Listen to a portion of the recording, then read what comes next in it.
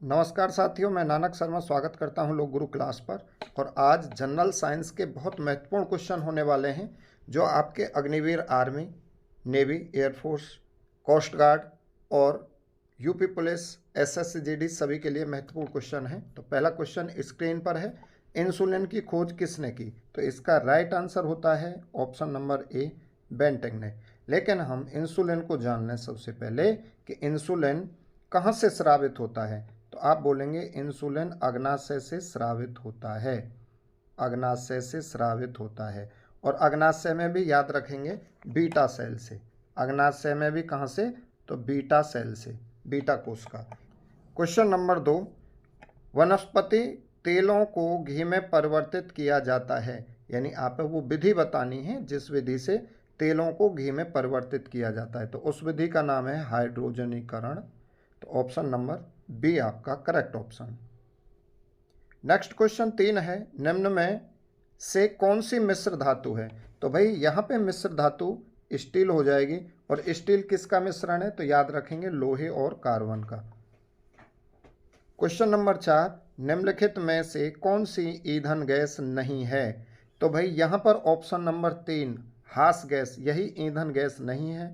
हास gas laughing gas. और इसका जो नाम है हास गैस का, जो वैज्ञानिक नाम है वो क्या है? तो याद रखेंगे हास गैस को कहा जाता है नाइट्रस ऑक्साइड। और इसका फॉर्मूला होता है N2O, nitrous oxide, nitrous oxide N2O। Question 5, फेदम है। तो भाई फेदम एक माप है, तो इसका करेक्ट ऑप्शन होगा D. Question number 6, Richter scale अर्थात रेक्टर स्केल किसके मापने में प्रयोग होता है? तो इसे आप सभी जानते होंगे, भूकंप की तीव्रता। Option number A is the correct option. Question number 7, dynamite के आविष्कारक निम्नलिखित में से कौन है? तो डायनामाइट का आविष्कार किया था अल्फ्रेड नोबल ने। तो इसका करेक्ट ऑप्शन होगा सी। क्वेश्चन 8, प्लास्टर ऑफ पेरिस प्राप्त किया जाता है।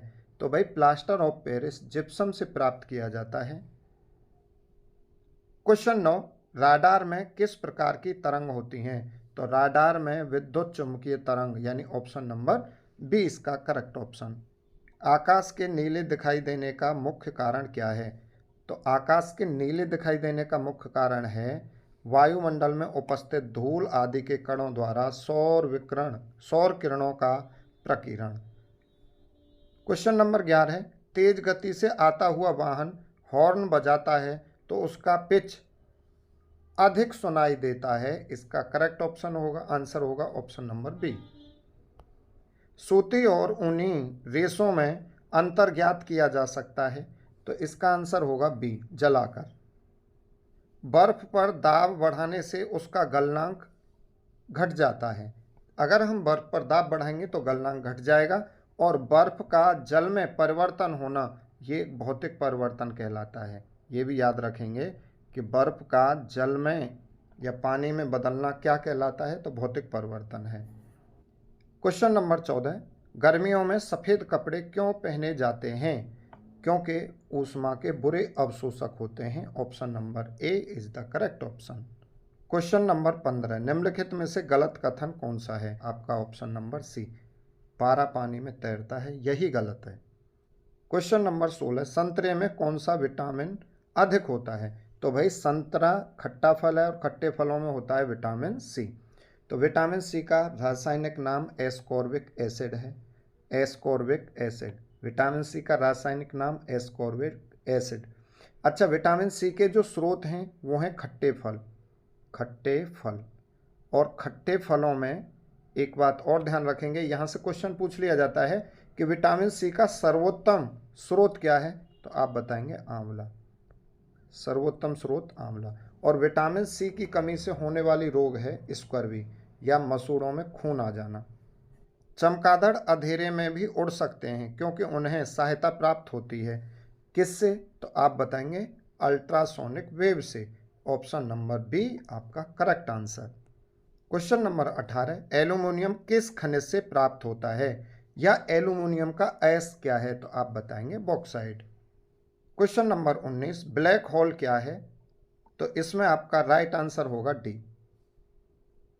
क्वेश्चन नंबर 20, जल में स्थायी कठोरता का कारण है। तो जल की स्थायी कठोरता का कारण होता है calcium chloride. Question number 21, calorie की मापन इकाई है। तो भाई कैलोरी की मापन इकाई होती है ऊष्मा, यानी ऊष्मा का जो मापन इकाई है वो कैलोरी है। क्वेश्चन नंबर 22, घरों में विद्युत संयंत्र जोड़े जाते हैं। तो ये जोड़े जाते हैं समांतर श्रेणी में। क्वेश्चन नंबर 23, लोहे में जंग लगना है एक। तो भाई लोहे में जंग लगना एक रासायनिक परिवर्तन है, जबकि जल से बर्फ बनना या बर्फ से जल बनना ये एक भौतिक परिवर्तन है। ये दोनों इंपॉर्टेंट क्वेश्चन है। विद्युत बल्ब का फिलामेंट किसका बना होता है, यानी विद्युत बल्ब का जो तंतु होता है किसका बना होता है, कौन सी धातु का, तो आप बताएंगे टंगस्टन। केतली में पानी का गर्म होना उदाहरण है संवहन का। संवहन का तो ध्यान देंगे ऊष्मा का स्थानांतरण द्रव और गैसों में संवहन विधि से होता है। और आज की आप क्लास अच्छी लगी हो तो भाई वीडियो को लाइक करना, कमेंट्स करके बताना और चैनल को सब्सक्राइब करना।